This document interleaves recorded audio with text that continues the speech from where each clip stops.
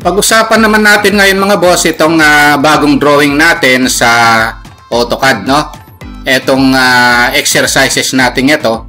Kaya lang mga boss, kung bago pa lang kayo sa maliit pa lang nating channel pala, no? Huwag niyo po sanang kalimutang pindutin muna pala, no, yung subscribe. Pero isama nyo na rin po yung like at saka notification bell. Ang una natin gagawin mga boss, no, para magawa itong figure na ito, ang gagawin natin mga boss, gagawin muna natin itong rectangle na ito. Itong 75mm by 56mm, no? So, rectangle tayo. Gawin muna natin. Click. Tapos sa may dimension option, yung rectangle. O type natin 56. Enter. Tapos yung width naman niya, 75mm, no? So, ito na siya. Ngayon, ang susunod na gagawin natin, gagawa tayo ng guideline, no, dito sa gitna niya. Ito yon, i-match properties natin. Ayan, na. So, kailangan natin ito. Pagkatapos, gagawa tayo ng line dito, i-offset natin, no. So, gagawa tayo ng line dito sa midpoint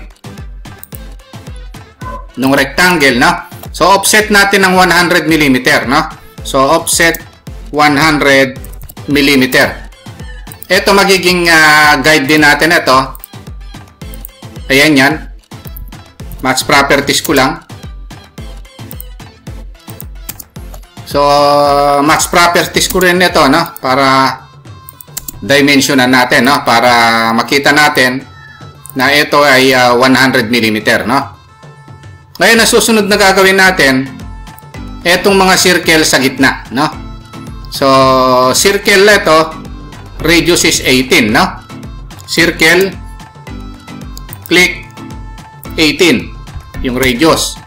Ang susunod, ito naman, radius is 35, no? Circle, radius is 35mm. Ayan, no? Pagkatapos, ito naman, circle ito na putol. Radius ay 45mm naman, no? Circle. Click. 45mm naman. So, kailangan natin yon, no?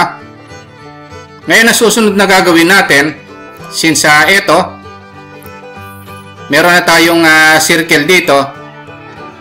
Ito, kailangan natin gawin, itong rectangle na ito, no? Kailangan natin ito, magmula dito sa center hanggang dito, 65mm naman siya, no? Offset, 65mm. Magmula rito hanggang dito.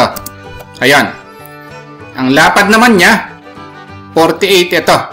48mm. So, ibig sabihin, offset tayo ng 24 dito, 24 sa baba, no? So, offset, 24 sa taas, 24 sa baba. So, etong line na ito, gawa na, no? So, trim ko lang ito. Erase ko ito. Hindi na kailangan yan. Ito pala, trim pa rin, no? Ito na yon, yung box na ito. So, match properties ko lang. Para yung line na pumarehas. Tapos kung titingnan natin, ayun na. Okay na. So, etong nasa loob na ito, dapat wala yan, no? O, ititrim na natin itong isang circle na ito.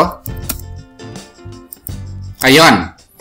Ngayon, magmula naman dito hanggang dito sa taas, etong center ng circle na ito, meron siyang distance na 65mm. Ito, no? So, ibig sabihin, mag-offset tayo ng 65mm para makuha yung center ng circle na yon, no? 65mm magmula rito hanggang doon. Ito na yung center ng circle na nasa taas, no? Ayan yung center nila. So, ilang circle yan? 3. 1, 2, tapos ito, pangatlo, no? So, unahin natin yung maliit, radius 9, no? Circle, click, radius 9. Circle uli, click dito, Ang radius naman ay itong susunod, 18. Ito, no? So, 18. Ang susunod, yung pinakamalaki, ito, radius is 24. Ayan, no? 24. Ayun, so tapos na, no? Ngayon ang gagawin natin, magdo-draw tayo ng line dito papunta ron, no? Magmula rito, pero kailangan nakatangent siya rito sa circle na ito. Shift right click na, discuss naman natin yung OSNAP, no? Hanapin natin ngayon dito yung tangent, no? Ito yon. Tangent siya sa circle na ito, yung line, no? Ito. Ayun, no? Ngayon, ito naman, magmula sa quadrant nito, papunta rito, no? Ayun. So, maglaline tayo rito from quadrant. Ayun. Hanggang doon. Ayun. Na, kaya lang, ititrim lang natin. So, ulitin lang natin, no? Mukhang tumabingi siya. Para sigurado, from quadrant, dapat naka-ortho on yon. Ayun. O, itrim na lang natin, no? Kailan din natin kailangan ito. Ayun. So, ngayon, itong circle na ito lang ang kailangan natin, no? So, mamaya, magmi-mirror na lang tayo. So, ito, ayun lang yung kailangan natin. Ito lang, no? Ngayon, ito, ititrim na rin lang natin yung nasa loob na yon. Ayun, no? Hindi natin kailangan yung circle na nandito kanina, no? Ngayon, once na nagawa na ito, at saka ito, no? Itong portion na ito, para meron sa baba, o yun, mirror na naman tayo, no? Ganyan ka-importante yung mirror. MI, base point tayo rito, papunta ron. Ayun, so gawa na ito, no? So ngayon kung titingnan natin, ito na lang yung hindi nakagawa, itong portion na ito. Ang lapad niya ay 12 mm, no? Pero meron daw siyang distance dito hanggang dito ng 14 mm. So, ibig sabihin, explode muna natin ito para magkahiwa-hiwalay. Offset tayo ng 14 mm magmula rito hanggang doon, no? Ngayon, offset tayo ng kung 12 mm yung lapad, offset ng 6 sa taas, 6 sa baba, no? So, offset tayo ng 6 mm sa taas, 6 sa baba. So, ibig sabihin, ito, match properties ko na lang. Ayan yung line na yan, no? So, ibig sabihin, magti-trim na lang tayo, no? Putulin ito. Ito. Ayan. Ayan yung istorya. So, kung titingnan natin, i-dimension natin para makita natin yung sukat kung tama, no? So, tama naman ito. Tapos yung lapad naman ay dapat 12 ito. Ayun, tumama siya, no? Parehas, no? Kaya lang itong line na ito hanggang dito lang sa circle na ito. Ayun, so erase natin yung sobra. Ayun. Dapat ito, yung nasa loob, wala rin ito. Titrim natin yan, no? Ayun, so tumama na, no? Kung titingnan natin, wala nang kulang, dimension na lang, no? So, i-dimension na natin, unahin na natin yung mga radius dahil marami ito. Ang radius nito is 9. Dapat tumatama tayo, ha? Ayun, tama tayo ron. Tapos, ang radius nito ay 35, no? Ito. O, tama na naman. Ang radius nung nasa loob, 18. So, tama na naman.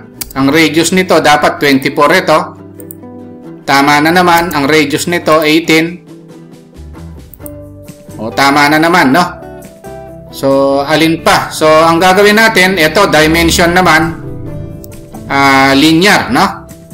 So, linear dimensioning, ito, dapat 48 ito, no?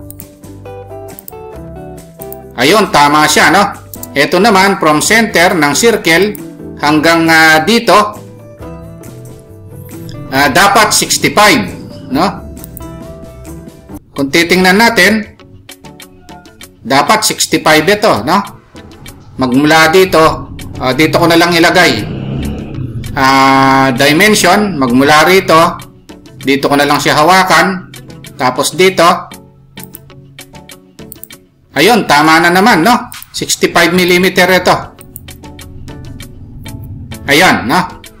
65, ito 48. Ayan. Ngayon ito, 45mm ito. Dimension, radius, dapat 45mm ito. So, tama, no? Tapos ito naman, dimension linear, nakalimutan natin kanina, no? So, ito, dapat 75mm ito. Ayun yun, 75mm ito, 56mm, no? So, tama naman. So, kung titingnan natin, halos kumpleto na. Ayun, no? Halos lahat ng dimension na ilagay na, no? Kung check lang muna natin. Tapos ito, i-adjust na lang natin, no? Yung location ng mga dimension para hindi sagabal, no? Para hindi masagwan tingnan. Okay, ayun lang mga boss, no? Kung nagustuhan nyo itong video natin, huwag nyo po sanang kalimutang pindutin muna pala, no, yung subscribe, no, dito sa maliit pa lang nating channel. Isama nyo na rin po yung like at saka notification bell. Thank you very much at God bless po sa inyong lahat.